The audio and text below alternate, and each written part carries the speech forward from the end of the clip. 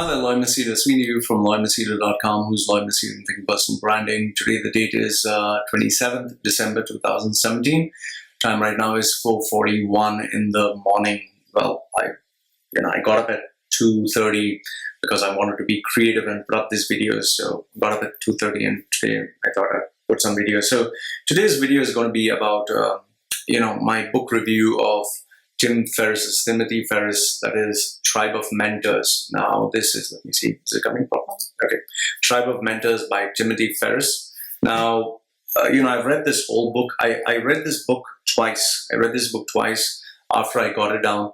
Many of the online marketers, what they did is they bought the book, they didn't read the whole book, but they were giving these points, okay, the 10 points of wisdom of Tim Ferriss, because they wanted more eyeballs.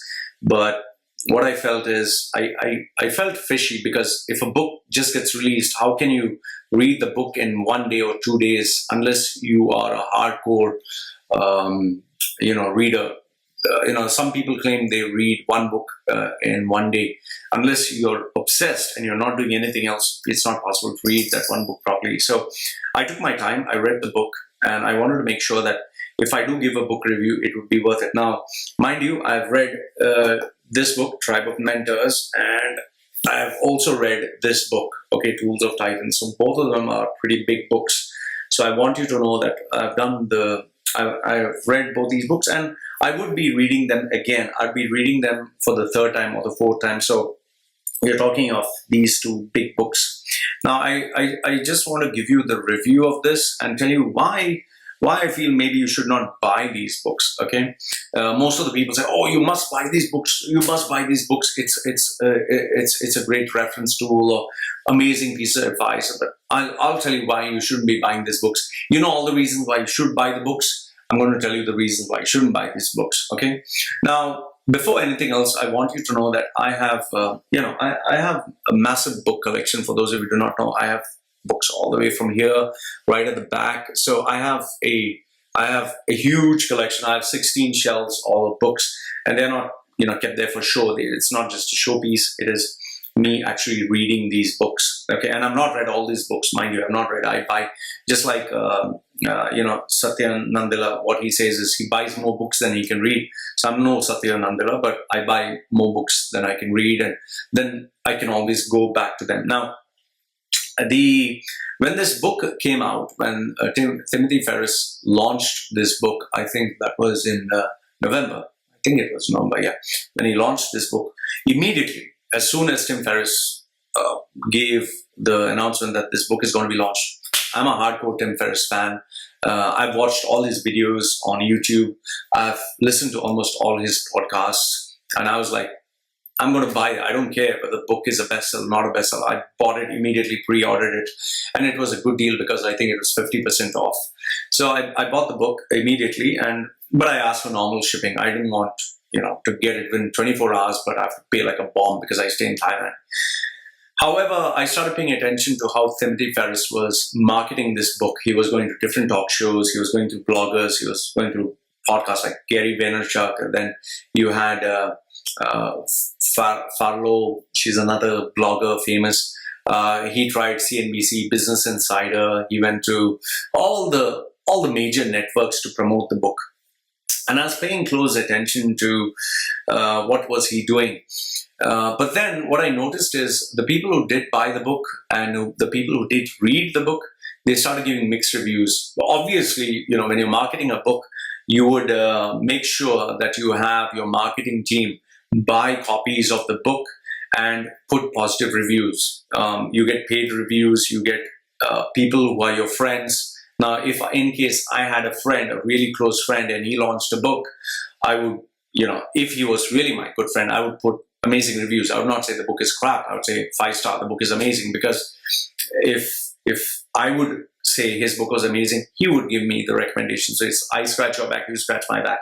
So I looked at it carefully, and I ignored the first, when you go to Amazon, when you're buying a book, initially ignore the 5-star comments, because the initial 5-star comments are all from supporters, 5-star, 4-star, most of them. Okay, and the principle is the first 100, first 100 or 200 comments must be 5-star. Only then you're safe. And in order to be an Amazon bestseller, you have to sell, let's say, 1,000 copies within the first week or something, and then you reach the top. Once you reach the top, forget it. You don't need to bother about it. You'll always have the title Amazon bestseller or national bestseller or international bestseller right at the top. Okay. So I was paying attention to what Timothy Ferriss was doing. But then, if you really want to know whether a book is worth it or not, do the simple strategy. Go to the 1-star review. Go to the poorest of the poorest review. And that is where you'll get the truth. And I started seeing that many people said it was a mishmash. It was just opinions and views. And I started understanding the direction Timothy Ferriss had gone. And what I realized is Timothy Ferriss, you need to understand is Timothy Ferriss, every book that he bought the 4-hour Body. Then he came out with the 4-hour Work Week, which was phenomenal. Then he bought the 4-hour Chef, which was okay. I have that book. It's there. And the other books are there. Then he came out with Tools of Titans. Once again, good. Because he was having this amazing podcast, which was downloaded 100 million times. He distilled the wisdom, the best of the best from the podcast, and he put it into this one book that is Tools of Titans, which is great. And then after that, he decided to pursue his Hollywood dreams of coming out with Fearless, which was this talk show. But there, what I felt is that is where he made a mistake, because now you have a podcast with everyone sharing all the gems of wisdom. So what are you going to do that is going to be different, that's going to come on television? It's going to be more or less the same. In fact, people today have more time to listen to a podcast than they have to watch a show. I personally felt that he was making a big mistake and he would lose a lot of money there. And his program was titled Fearless, in bracket less, Fearless. I watched 1 or 2 downloads, which was shared by friends, David Blaine, but then I was like, this is more or less the same. Why should I sit in front of my monitor and watch an interview that I can listen to on a podcast? And what I realized was, I felt that this book, Timothy Ferriss launched this book or sold it before Christmas so that he could generate some revenue and make people spend some money so that he could make some profit. Because at the end of the day, he's also a businessman. He needs to make money. That's what I do. That's what everyone does. Now, unfortunately for him, the reviews for this book have not been that great. It has not been well received, and many people have mixed reviews. So I will tell you why you shouldn't be buying the book. The first one is, what I felt is, it's just a mishmash of interview responses. Okay, all that he offers in this book is, for example, okay, in this book you have Arnold Schwarzenegger, you have all the big names, you have Alan D. Botton, you have all the big names in this. Paulo Coelho, you have John Favreau, you have Jamie Foxx, you have Scott Adams. So you have the heavyweights in this book, all the heavyweights. But in this book, you don't have the heavyweights. So you have people who are really worth listening to, but I mean, they've just given their opinions. It's like, for example, if I were to have an interview and I would just share, this is my opinion of life. It's good to listen to it, but then it doesn't actually give you any value as such. It doesn't change your life. So let's say, for example, you listen to Arnold Schwarzenegger's talk, an interview with Arnold Schwarzenegger, or just a brief talk. It's not going to change your life. You're just going to listen to a guy's point of view. So I just felt this was nothing but a mishmash of interviews, of opinions of people, especially people who are not very great or very famous. And, he's just packaged them together. And then he calls them the tribe of mentors, this word, the buzzword mentors. It's nothing. It's no tribes. It's no mentors, nothing. It's just opinions. It's nothing but this book, Tools of Titans, which were the heavyweights were there. He has followed the same format here. But here, it's people you do not know. And when you evaluate both of them, you realize both of them are the same thing. It's no different. Okay, that's the first point. So it's just opinions. Now, the second thing is, We have heard Gary Vaynerchuk, we have heard Tony Robbins, we have heard Arnold Schwarzenegger, we have heard all the famous guys, all the big guys, okay? So what now? How many times will you keep listening to Tony Robbins? I did this, whatever. How does it help you? I mean, how is it changing your life? Okay, fine, you'll say, Lloyd, it has made me a better person. It has made me more positive. Fine. But here's the thing. Being more positive and all that is great. It's a placebo, it's a feeling.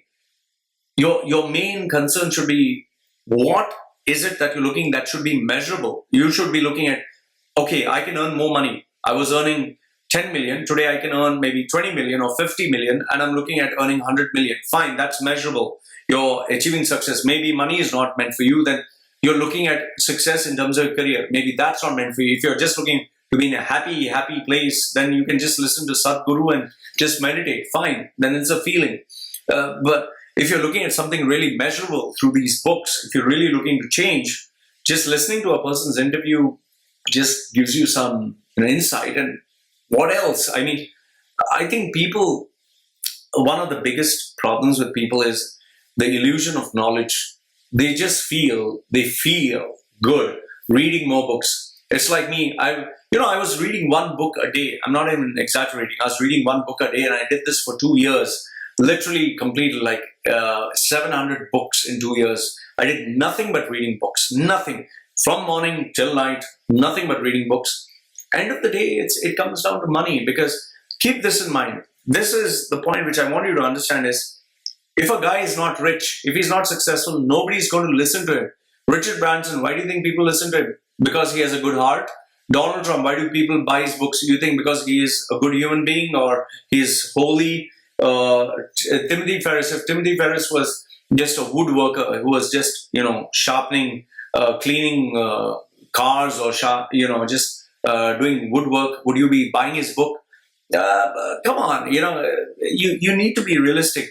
People listen to all these guys, whether it's Sadhguru or Eckhart Tolle, all these people, because they're constantly marketing themselves as the industry wow, and they're able to do this because they have big budgets. If you don't have the money to market and sell yourself, you can't survive on this planet. I think Deepak Chopra is a surgeon with who wants to do nothing but do charity. Nobody's interested in charity in today's world. People buy books of Mark Cuban, of Richard Branson, Mark Zuckerberg, and all this because they're rich. Warren Buffett, because they're rich. It's money. Money talks. Okay? So in the case of Timothy Ferriss, yes, he does offer value. I don't deny it. He offers a lot of value. I wouldn't purchase his books. I wouldn't be listening to him if he didn't offer value.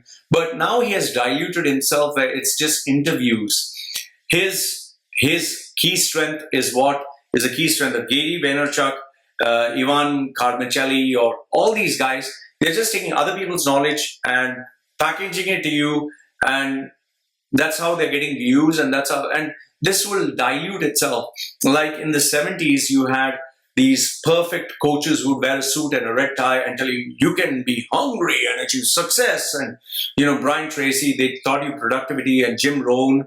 And then it came to, from the part, it came to collaborations where they would work together. Then it came to this internet bubble where you could earn millions and billions online. Today, it's become a facade where you want to increase your emails by 500% and increase your views by 10,000% and earn $1 million while you sleep.